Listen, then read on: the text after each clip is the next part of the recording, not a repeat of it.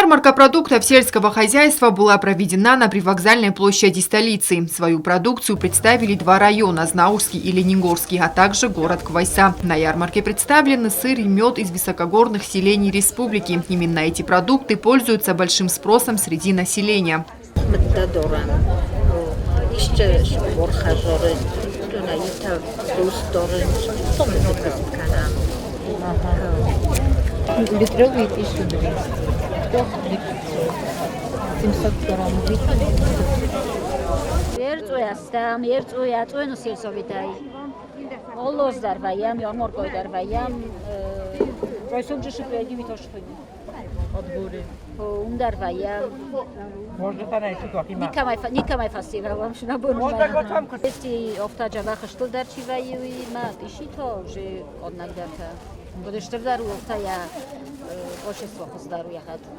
Живая рыба, картофель, осетинский сыр – вот основные продукты, которыми гордится город Квайса. В линейке продуктов также напитки.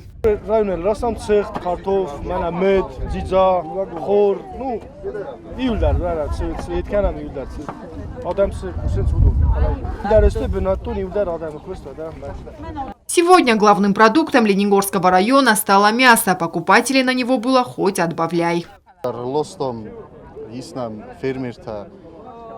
Чи виски уже, чи касок дора, мана касок дар лостом, живой касок, виски дар лостом, хофтамо мана фазаджи шетлагвай хсенцета человита ма хофта дортар, найкухаше бофтади сошез фазаджи, аудунай мохтар лостом, койсок шехт мед, масаужма мана римбастакта дар хину.